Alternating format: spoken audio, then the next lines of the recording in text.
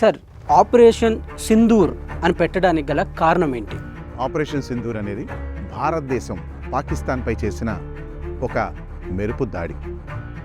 దీన్ని నిజంగా యుద్ధం అని అనుకోకూడదు, ఒక మెరుపు దాడి అనుకోవచ్చు. ఈ మెరుపు దాడిలో ఆపరేషన్ సింధూర్ అనే పేరు ఎందుకు పెట్టారు? ఆపరేషన్ సింధూర్ అనేది మనకు తెలుసు, పహల్గామ్ దాడిలో దాదాపు 28 మంది ప్రాణాలు బలిగొన్న తీవ్రవాదులు. వాళ్ళల్లో ఎంతోమంది వాళ్ళ బొట్టు చెరిగిపోయింది. మన అక్కలు చెల్లెళ్ళకి వాళ్ళకి వాళ్ళ వైధవ్యం కోల్పోయారు. అంత దారుణంగా తీవ్రవాదులు ఈ దారుణాన్ని ఒడిగట్టారు. వారికి ఆ సింధూరాన్ని అయితే తెచ్చివ్వలేరు, కానీ ఆ సింధూరానికి ఓ అర్థం చెప్పే విధంగా మన ప్రధానమంత్రి గారు ఆపరేషన్ సింధూర్ ఎంచుకున్నారు. దీనికి గాను బాధితులు ప్రతిగా మోడీ గారికి కృతజ్ఞతలు కూడా చెప్పుకున్నారు. బాధితుల్లో ఒకరైన వినయ్ భార్య హిమాంశు కూడా ప్రధానమంత్రికి కృతజ్ఞతగా తన అభిప్రాయం చెప్పుకున్నారు. ఇప్పుడు ఆ వీడియో ఒకసారి చూద్దాం. कहती हूँ कि उन्होंने मेरे पति की मौत का बदला लिया है। तो उन्होंने कहा कि हमने अपनी बात अपनी सरकार तक पहुंचाई और सरकार ने उसका बदला लिया और आज उनकी धन्यवाद कहूंगी। मैं बहुत छोटी हूँ, उन्हें कुछ भी कहने या नहीं कहने वाली, लेकिन हाँ, जिस तरीके से हमारे पूरे परिवार को उन पे विश्वास था, उन्होंने उसी तरीके से जवाब देके हमारे विश्वास को कायम रखा है। And I am really thankful.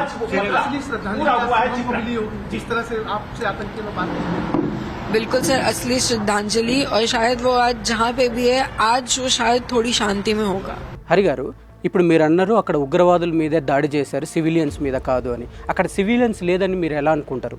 Civilians ఉన్నారని మీరు ఎలా అనుకుంటారు? అరే, అక్కడ ఆ స్పాట్ అనేది ఆ ప్రాంతాలన్నిటికీ దగ్గరలో ఉంది కదా. మీరే ఇప్పుడు పడ్డ బాంబు ఎంత ఎఫెక్ట్ పడుతుంది, ఎంతమంది చనిపోతారు అనేది సరైన అవగాహన అనేది ఖచ్చితంగా ఉంటుంది కదా. నేను అగ్రీ చేస్తాను. మీరు ఇంతకు ముందు ఒక మాట అన్నారు, Indian intelligence super, Indian army కూడా సూపర్ అని ముందే అన్నారు. సో ఇండియన్ ఆర్మీ ఒక ప్రకటన విడుదల చేసింది, జాగ్రత్తతో కూడిన ఆపరేషన్ ఇది. మేము అన్ని స్టెప్స్ తీసుకొని, ప్రికాషనరీ స్టెప్స్ తీసుకొని, మేము టార్గెటెడ్ స్పాట్స్ని ఎంచుకొని మేము టార్గెట్ చేసి దాన్ని ఫైర్ చేసాము అని చెప్పింది. So what I'm trying to say is, వీళ్ళు ఎప్పుడు నుంచో అనలైజ్ చేశారు. ఒక టెర్రరిస్ట్ దాడి అనగానే, టెర్రరిస్ట్ మీద దాడి అనగానే ఈరోజు రేపట్లో అలా చూసేసి ఇలా కొట్టేయడం కాదు. వాళ్ళు ఒక 1 month 2 months నుంచి ఎక్సర్సైజ్ కాదు కదా, ఒక సంవత్సరాల తరబడి ఈ ఉగ్రవాద స్థావరం ఇక్కడ ఉంది అని ఒక చిన్న అనలైజేషన్ చేసుకొని దాన్ని టార్గెట్ చేసుకొని, ఇప్పుడే కాదు, ఇవి ఎప్పుడో జరగాల్సింది, కానీ ఇప్పుడు ఏంటంటే ద రైట్ టైం, ఇప్పుడు స్టార్ట్ చేశారు అంతే. ఉగ్రవాద స్థలాలు అక్కడ ఉన్నాయని డిఫెన్స్కి ముందే వాటి మీద అవగాహన ఉందని మీరు అంటున్నారు. దానికి ఎందుకు ముందే చర్యలు తీసుకోలేదు? ఎందుకంటే అది పాకిస్తాన్ భూభాగం కాబట్టి. ఇదివరకు ఇలాంటి ఎఫెక్ట్లు జరగలేదా? జరిగాయి, మనం ఓర్చుకున్నాం. మనం అదే చెప్తున్నాను. మరి ఇప్పుడు ఎందుకు ఈ స్టెప్ తీసుకోవాల్సి? ఈ స్టెప్ ఎందుకు తీసుకున్నాం అంటే డ్రాస్టిక్ బ్లో మనకు తగిలింది. ఇదివరకు అది లేదంటారా? ఇదివరకు అది లేదని అంటలేదు. ఇది వరకు ఇంత పెద్ద పంజా మనకి మీద పడలేదు ఇప్పటిదాకా. ఈ మధ్య కాలంలో సార్, మీరు ఒకసారి మాట్లాడుకుంటే పంజాబ్లో ప్రతిరోజు మనం టెర్రరిస్టులు చంపేసాని ప్రతిరోజు మనకు వార్తలు వచ్చేవి ఒకప్పట్లో. అది తగ్గాయి. అలాగే పుల్వామా దాడికి మనం సమాధానం ఇచ్చాం. ఓకే, అలాగే ఇంకొక దాడి కూడా జరిగింది, ఊరి అటాక్ కూడా మనకి జరిగింది. సో ప్రతి దానికి మనం సమాధానం ఇస్తూనే ఉన్నాం. నేను చెప్పొచ్చేది ఏంటంటే, ఇప్పుడు 28 మంది అమాయకులైన ప్రాణాలు బలిగొన్న తీవ్రవాదులకి సరైన ఆన్సర్ ఇవ్వాలన్న ఉద్దేశంతో మనం చేసిన ఓ ప్రయత్నం ఇది. మనం వారు ప్రకటించలేదు, మనము దాడికి ప్రతి దాడి చేయలేదు, దాడికి మేము బాధపడుతున్నామన్న విషయం తెలియజేశాం. మనం ఇచ్చే బదులు లేదా మన ఇచ్చే సమాధానము అదే మనకు సమాధానంగా ఎంచబడుతుందా? ఒక విషయం అండి, మిమ్మల్ని ఎవరైనా కొట్టారు, మీరేం చేస్తారు? మీకన్నా బలవంతుడైతే కాస్త వేడుకుంటారు, మళ్ళీ కొట్టొద్దు అని అనేసి. కానీ వాడికి తిరిగి సమాధానం చెప్పాలనే ఉక్రోషం అయితే మీలో ఉంటుంది. వాడికన్నా మీరు బలవంతులైతే తిరిగి ఏడ్చి గట్టి కొడతారు. ఈ రెండిట్లో ఏదో ఒకటి జరుగుతుంది. కానీ మనం ఇప్పుడు ఈ రెండిట్లోనూ మనం తిరిగి కొట్టగలిగే సామర్థ్యం మనకున్నా కానీ మనం సంయమనంతో పాటించి మనం చాలా వరకు ఓర్పుగా ఉన్నాం. ఇప్పటికీ దాదాపు కొన్ని వేల దాడులు జరిగాయి. మనం అనుకుంటా, మనం చూస్తూనే ఉన్నాం రోజు. కాశ్మీర్పై దాడి, ఇక్కడ టెర్రరిస్ట్ అక్కడ టెర్రరిస్ట్ అనేసి. నిజానికి ఈ టెర్రరిజం అనేది మీకు తెలుసో లేదో, భారత్లోనే కాదు, పాకిస్తాన్లో ఇంకా ఎక్కువ ఉంది. అంతర్గతంగా వాళ్ళకి చాలా ఎక్కువ ఉంది. వాళ్ళకి ఆ నొప్పి తెలిసి కూడా మనల్ని కొట్టారు చూడండి, అది వాళ్ళ మూర్ఖత్వం. ఆ మూర్ఖత్వం మీద మనం దెబ్బతీసాం. మళ్ళీ చెప్తున్నాను, మనము సాధారణ ప్రజల జోలికి వెళ్ళలేదు. ఆర్మీ ఇచ్చిన స్టేట్మెంట్ కూడా ఏంటంటే, మేము చేసిన మిసైల్ దాడి టెర్రరిస్ట్ స్థావరాలని ఎంచుకొని ఆచితూచి అడుగేసి టార్గెట్ చేశామని చెప్పి. ఇప్పుడు దీనికి పాక్ మనకి సమాధానం చెప్పదని అంటారు. తప్పకుండా గట్టి సమాధానం ఇవ్వడానికి అది కూడా రెడీ అవుతుంది కదా. ఒక్క విషయం, పాకిస్తాన్ అనేది నా దృష్టిలో మూర్ఖుడిలో చేతిలో ఉన్న రాయిలాగా. అంటే ఆ రాయి బాంబు అనుకోవచ్చు, ఏమైనా అనుకోవచ్చు. వాడు ఎప్పుడైనా వేస్తాడు. వాడిని మనం పిచ్చోడిని కొట్టామనుకోండి, వాడు ఎలా కొడతాడో మనకు కూడా తెలియదు, నిజంగా చెప్పాలి. దానికి పూర్తిగా సంసిద్ధపరుచుకొని ఇప్పుడు మనం టార్గెట్ చేసాం. వాళ్ళ బ్లో మనం వీఆర్ 100% ఎక్స్పెక్టింగ్. నా ఉద్దేశంలో ఒక 2 విషయాలు చెప్పదలుచుకున్నా.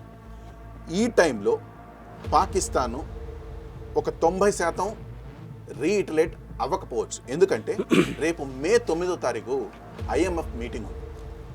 ఆ IMF మీటింగ్ ఏంటంటే, international monetary fund $1.5 billion Pakistan expect చేస్తుంది అప్పుగా. నిజానికి ఒక వార్ టైప్ సిచ్యువేషన్లో ఉన్నప్పుడు కానీ, లేదా వార్లో ఉన్నప్పుడు కానీ IMF ఏ దేశానికి అప్పు ఇవ్వదు. దానికి తోడు భారత్ కూడా అప్పు ఇవ్వద్దు అని చెప్పేసి, ఆ అప్పు ఇస్తే తీవ్రవాద చర్యకు ఉపయోగపడుతుందన్న ఉద్దేశంతో కొంచెం రికమెండ్ కూడా చేసింది. సో ఈ టైంలో పాకిస్తాన్ తీసుకోవద్దు. దాని తోడు కరెక్ట్గా మే 9 తర్వాత ట్రంప్ అరబ్ దేశాలు పర్యటిస్తున్నాడు.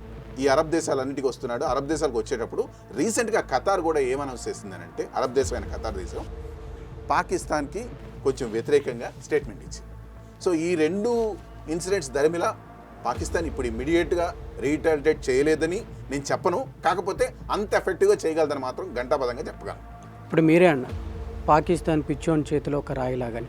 గత కొన్ని రోజుల నుండి చూస్తున్నాం, వాళ్ళు మేము 130 న్యూక్లియర్ వెపన్స్ మేము ఇండియాకి ఫోకస్ చేసి పెట్టాం, ప్రధాన నగరాలపైన మా గురి ఉంది అని చెప్తున్నారు. సో ఇలాంటి సందర్భంలో ఎటువంటి పొజిషన్ స్టార్ట్ చేసిన ఇండియా, మేము ఊరుకోబోం, దానికి గట్టి బదులు ఇస్తామని ముందు నుండే వాళ్ళు చాలా విచిత్రంగా వింతగా వాళ్ళ వైపు నుండి ఆ పాయింట్లు చెప్తున్నారు. ఇవి మనకు తెలిసి కూడా మనం ఇప్పుడు దిగాం. సో ఇలాంటి సమయంలో వాళ్ళు ఆ విచక్షణ కోల్పోతే పరిస్థితి ఇండియా తట్టుకోగలదా? దీనికి డెఫినెట్గా నేను ఆన్సర్ చేస్తాను. ప్రశ్న వేశారు. ముందుగా ఒక మాట అడుగుతాను నేను. న్యూక్లియర్ అనే పదం భారతదేశంలోని ఏ మంత్రితో సహా ఎవరైనా సరే ఒక్కళ్ళైనా వాడారా? లేదు. ఎవరు ఎక్కువ వాడారు? పాక్. అంటే పిచ్చి లక్షణాలు ఉన్నవాడే పిచ్చిగా ప్రవర్తిస్తాడు, భయం లక్షణాలు ఉన్నవాడే వాడి భయాన్ని చూపించుకుంటాడు. అదే సార్, వాడి పోయేదేముంది, వాడు వేస్తాడు, వేసాడే అనుకోండి. ఇప్పుడు వాళ్ళు రెడీగా ఉన్నారు కదా, పోతే ఇద్దరం పోతాం, ఎవరికి ఎక్కువ నష్టం? అక్కడికే వస్తాం. న్యూక్లియర్ బాంబు ఒక దేశం ప్రయోగించాలంటే దానికి చాలా చాలా ప్రోటోకాల్స్ ఉన్నాయి. ఇన్ఫ్యాక్ట్ మన సాక్షిలోనే ఒక 3-4 లింక్స్ కూడా ఉన్నాయి, ఆ యూట్యూబ్ లింక్స్ కూడా ఉన్నాయి.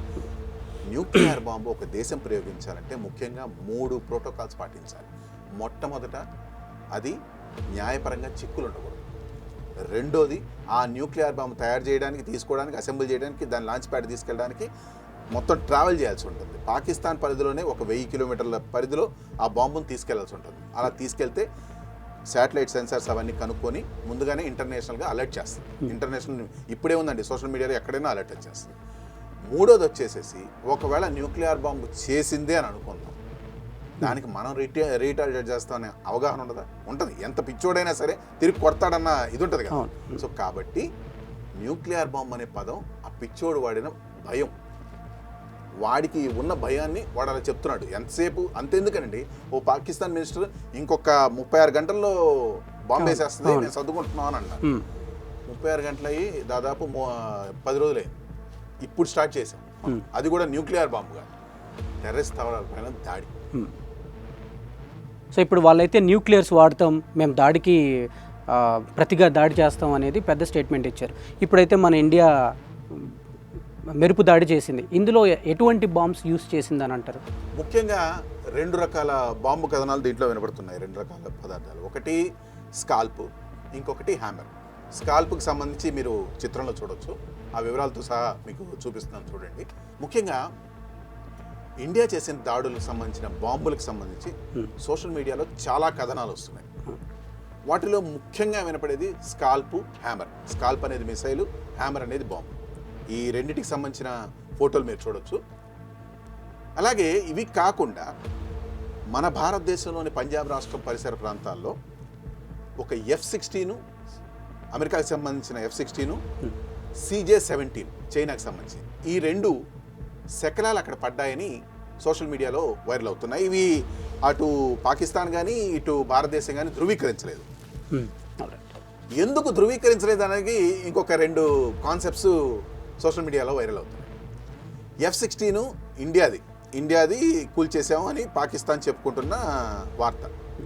ఈ F-16 విషయం ఎందుకు ధృవీకరించట్లేదంటే అమెరికాకి సంబంధించిన ఈ F-16 క్షిపణిని F-16 మిసైల్ని దాదాపు మొత్తం అన్ని దేశాల్లో అమ్ముకోవడానికి మార్కెట్ చేసుకోవడానికి అమెరికా రెడీ చేసుకున్నాం. ఒకవేళ ఇది బయటకు వస్తే ఆ బిజినెస్ దెబ్బతింటుందని వీళ్ళ బాధ. రెండోది వచ్చేసేసి చైనా కూడా ఆల్రెడీ CJ-16ని మీరు వాడొద్దురా బాబు, అది అట్లా పెట్టుకోండి అని చెప్పి పాకిస్తాన్కి చెప్పింది. కానీ వాడు ఏదో ఒకటి వాడాలి కాబట్టి అది వాడేశాడట, అది కింద పడింది. సో దాని గురించి చెప్పొద్దని చెప్పేసి పాకిస్తాన్ని చైనా చెప్పుకుంది. ఇవన్నీ ఊహాగానం. బట్ ఏంటంటే సోషల్ మీడియా ఎలా ఉందంటే నిజానికి ఈ వీడియో చూస్తున్న ప్రతి ఒక్క సోషల్ మీడియా మిత్రునికి నేను చెప్పొచ్చేది ఏంటంటే మనం పీలుస్తున్న గాలి వంటిది సోషల్ మీడియా. మంచి గాలి పీలిస్తే మంచిదే వస్తుంది, చెడు గాలి పీలిస్తే చెడు గాలి వస్తుంది. ఆ చెడు గాలి ఇంకో 10 మందికి వ్యాపిస్తుంది. ఈ ఉద్రిక్త వాతావరణంలో మనం జాగ్రత్తగా ఉండి కరెక్ట్ ఆథెంటికేషన్ న్యూస్ మాత్రం స్ప్రెడ్ చేస్తే మనకి మంచిది, మన చుట్టూ ఉన్న వాళ్ళకి కూడా మంచిదని నా ఉద్దేశం. ఏమంటారు రైట్ గారు? ఖచ్చితంగా. అలాగే ఇంకొకటి, ఇప్పుడు మనం ఎలాగో మెరుపు దాడికి దిగాం.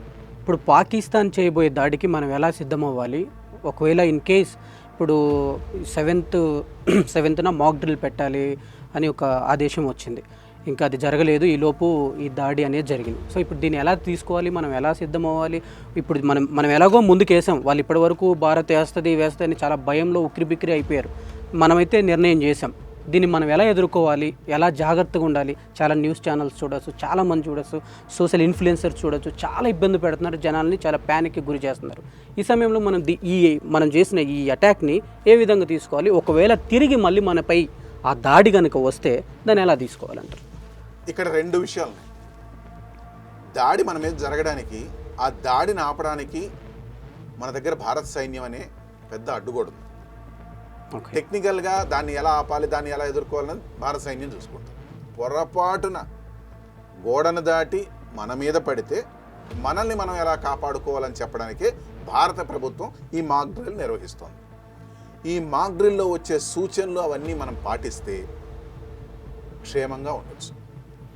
అందుకే ఈ మాక్ డ్రిల్ ఇంత పెద్ద ఎత్తున భారతదేశం చేస్తోంది. భారతదేశానికి ప్రతిదీ, ప్రభుత్వానికి కూడా ముందే డేట్లతో సహా అన్నీ తెలుసు, ఎప్పుడెప్పుడు ఏ టార్గెట్ చేస్తారు, ఎక్కడ చేస్తారు. పాకిస్తాన్ వాళ్ళకి ఊరినే తెలిసి 36 గంటల్లో చేస్తారని చెప్తారు, కానీ భారత ప్రభుత్వానికి తెలుసు. అందుకే తన ప్రజల్ని అప్రమత్తతో కాపాడుకోవడానికి ఈ మాక్ డ్రిల్ అనేది పూర్తిగా చేపిస్తున్నారు ప్రధాన నగరాల్లో. నాకు గట్టి నమ్మకం, ఒకవేళ పాకిస్తాన్ కానీ రీఇటరేట్ చేస్తే వాళ్ళ దాడిని సమర్థవంతంగా తిప్పి కొట్టగలిగే సత్తా ఉన్నది మన భారత సైన్యం. ఇది ఒప్పుకోవాల్సిన విషయం. ఎట్టి పరిస్థితుల్లో ఇప్పటికీ అటు నీళ్లలోనూ, నేలలోనూ, ఆకాశంలోనూ ఈ 3 చోట్ల మన భారత సైన్యం కన్నార్పకుండా మన క్షేమం కోసం పాటుపడుతుంది. అలాగే ఇప్పుడు మనం చూస్తున్నాం, భారత్ మెరుపు దాడికి దిగింది, భారత్ న్యాయం తీర్చుకుంది, న్యాయం జరిగింది. మీరు అనుకుంటున్నారా నిజంగా ఇది న్యాయం జరిగిందని చెప్పి? ఎందుకనంటే దాడి చేసిన 3 ఇప్పటి వరకు మనకు దొరకలేదు, కానీ ఉగ్రవాద శిబిరాలపై మనం వేసిన బాంబు ఎఫెక్ట్ ఎంతోమంది 80+ దాంట్లో హతమయ్యారని మనం చూస్తున్నాం. కానీ ఇది మనకు న్యాయం చేకూర్చింది అనేది మీ వైపు నుంచి ఉందా? న్యాయం అన్న పదం పక్కన పెట్టండి పూర్తిగా. ఈ దాడి న్యాయం కోసం చేయట్లేదు. నేను మళ్ళీ చెప్తున్నా, ఈ దాడి భారతదేశం న్యాయం కోసం చేయట్లేదు, మన బాధ తెలుసుకోవడానికి చేస్తుంది. ఇప్పుడు కొట్టిన వాడికి ఎంత ఫోర్స్తో కొట్టానో తెలుసుంటుంది, తిన్నవాడికి ఆ బాధ ఇంకా ఎక్కువ తెలుస్తుంది. ఆ బాధ తెలిసినప్పుడు నాకు ఈ నొప్పి కలిగిందనే, నాకు ఇంత నొప్పి కలిగింది అనేది మనం ఎదుటివాడికి చెప్పాలి కదా. ఎందుకంటే వాడు మళ్ళీ దెబ్బలేస్తూనే ఉన్నాడు అనుకో, వాడికి అట్లీస్ట్ మనం ఇన్ఫర్మేషన్ ఇవ్వాలి కదా. అరే నాకు ఇంత దెబ్బ తగిలింది, ఇంక నువ్వు ఆపు, లేదనంటే నేను మళ్ళీ తిరిగి కొట్టగలను అన్న ఇదైతే చెప్పాలి కదా. అలా మనం చేస్తున్నాం. ఇక్కడ న్యాయాలు మాట్లాడుకుంటే భారత ప్రభుత్వానికి న్యాయం ఉంటుంది, భారత ప్రజలకు న్యాయం ఉంటుంది, భారత ఆర్మీకి ఒక న్యాయం ఉంటుంది, అంతెందుకు టెర్రరిస్టులకు కూడా ఒక న్యాయం ఉంటుంది. ఓకే. టెర్రరిస్టులు కూడా మనుషులేనండి, లిటరల్గా చెప్పాలంటే. వాళ్ళేదో వాళ్ళ మూర్ఖత్వంతో 10 మందిని బాధ పెడితే మా సిద్ధాంతాలు బాగుపడతాయన్న ఉద్దేశంతో అడ్డదిడ్డమైన దాడులు చేస్తారు. అంటే వాళ్ళు ఎంచుకున్న మార్గం తప్పు. మనం చేస్తుంది ఏంటి? మీరు అలా ఉండకూడదురా, అలా చేస్తే మా జీవితాలతో పాటు మీరు సర్వనాశనం అవుతున్నారని చెప్పి మనం చెప్పే ప్రయత్నం చేస్తున్న దాడి అని. ఇండియా ఎప్పుడు కూడా అన్యాయంగా కానీ సివిలియన్స్ మీద కానీ లేదా దూకుడుతనంతో కానీ ఎప్పుడు కూడా ఎటువంటి పని చేయలేదు. వాళ్ళ వైపు నుండి అలాంటిది జరగవచ్చు. ఒకవేళ ఇన్ కేస్ పాకిస్తాన్ మన పైన అలాంటిది ప్రవర్తిస్తే ఇండియా ఎలా రియాక్ట్ అవుతుందని అంటారు? అంటే వాళ్ళ పైన సివిలియన్స్ మీద కూడా ఆ ప్రభావం చూపించే విధంగా ఉంటుందని అంటారా? ఒక విషయం అండి, ఐక్యరాజ్య సమితితో పాటు ప్రపంచంలో ఉన్న అన్ని దేశాలకి భారతదేశం చేసిన ఇన్ఫర్మేషను, విన్నపం, నోట్ కూడా ఏంటి అంటే, మేము సివిలియన్స్ మీద దాడి చేయబోము, మా లక్ష్యాలన్నీ తీవ్రవాద స్థావరాల మీదే. తీవ్రవాదం అన్న పదం ఎంతవరకు తీసుకెళ్ళాలి అని అంటే పాకిస్తాన్ ఆర్మీ చీఫ్స్ ఆసిమ్ మునీర్ వరకు తీసుకెళ్ళచ్చు. ఎందుకంటే అసలు మూలం అక్కడి నుంచి స్టార్ట్ అయిందన్న విషయం ప్రపంచానికి ఇప్పుడు తెలుసు కాబట్టి. సో కాబట్టి సివిలియన్స్ మీద దాడి అనేది అంత త్వరగా భారతదేశం అయితే చేయదు. కానీ చేయబోయే దాడి మాత్రం తీవ్రవాదుల మీద అతి తీవ్రంగా ఉండబోతుందన్న విషయం మాత్రం పక్కా. ఖచ్చితంగా ఉగ్రవాదాన్ని అణిచివేయడం అనేది చాలా మంచి విషయం. భారత్ ఈ విషయంలో అన్ని వైపుల నుంచి ఆలోచించి నిర్ణయం చేసింది అని అయితే అనుకోవచ్చు. అలాగే హరి గారు, ఇప్పుడు జరిగిన ఈ యుద్ధ వాతావరణం, ఈ సినారియో మొత్తంలో అసలు మీరు మీ వైపు నుంచి ఎటువంటి విధానాన్ని ఇస్తారు? భారతదేశ ప్రజలకు నేను చెప్పబోయేది ఒకే ఒక విషయం, ఎస్పెషల్లీ సాక్షి డిజిటల్ ఆడియన్స్ కూడా చెప్పబోయేది ఒకే ఒక విషయం. ఇది ఇప్పటికిప్పుడు సంబంధించిన యుద్ధం అయితే కాదు, భయపడాల్సిన అవసరం లేదు. మొట్టమొదటి పాయింట్, మనం ఎక్కడైనా ఏమైనా ఇబ్బందులు ఎదుర్కొంటున్నప్పుడు మనకు తోడుగా మన నాన్నో మన అమ్మో ఉంటారు. అట్లీస్ట్ ఏలు పట్టుకొని, చిన్నపిల్లలకైతే వాళ్ళు ఉంటారు, పెద్దవాళ్ళకైతే ఫ్రెండ్స్ స్నేహితులు ఉంటారు. అలాగే మనల్ని అనుక్షణం కంటికి రెప్పలా వాళ్ళ కుటుంబాలను వదిలేసి కాపలా కాచి మన కోసం నిరంతరం శ్రమించే భారత ఆర్మీ అక్కడ ఉంది. ఆర్మీ చేస్తున్న ఈ పని, భారత ప్రభుత్వం చేస్తున్న ఈ పని ఒక్క మాటలో చెప్పాలంటే పిచ్చివాడిని సరిదిద్దడంలో చేస్తున్న మొట్టమొదటి చర్య అని చెప్పవచ్చు. మనం చిన్న దాడి చేసాం, ఇది ఇప్పటికిప్పుడు వారైతే కాదు, కానీ యుద్ధ వాతావరణం అయితే 2 దేశాల్లో నెలకొని ఉంది. ఆ వాతావరణాన్ని చూసి మనం కంగారు పడాల్సిన అవసరం లేదు. ఎంచుకున్న నగరాల్లో స్టార్ట్ చేయబోతున్న ఈ మాక్ డ్రిల్లో ప్రతి ఒక్కళ్ళు పాల్గొనండి, దానికి సంబంధించిన ఇన్ఫర్మేషన్ తెలుసుకోండి, అంతే తప్ప ఫాల్స్ న్యూస్ స్ప్రెడ్ చేయకండి. Thank you so much Harikrishna గారు, మీ సమయాన్ని ఇచ్చి దీని మీద క్లారిఫికేషన్ ఇచ్చినందుకు. ఎందుకనంటే చాలామంది అపోహల్లో ఉన్నారు, చాలా భిన్న అభిప్రాయాలు ఉన్నాయి, మనం ఎందుకు ఇలా చేస్తున్నాం అనేది. మనం చేసిన ఈ ప్రయత్నం ప్రతి ఒక్కరికి అర్థమవుతుంది అనుకుంటున్నా. ఎందుకనంటే ఇండియా ఎప్పుడు కూడా ఆ దూకుడు ప్రవర్తించదు, అన్ని వైపుల నుండి ఆలోచించే నిర్ణయం చేస్తుంది. ఏ నిర్ణయం చేసినా అది ఖచ్చితంగా ప్రజలని అన్నిటినీ దృష్టిలో పెట్టుకొని చేస్తుందని మీరు చాలా క్లియర్గా చెప్పారు. దాన్ని బట్టి we thankful that. Thank you so much వచ్చినందుకు మీకు. జై హింద్.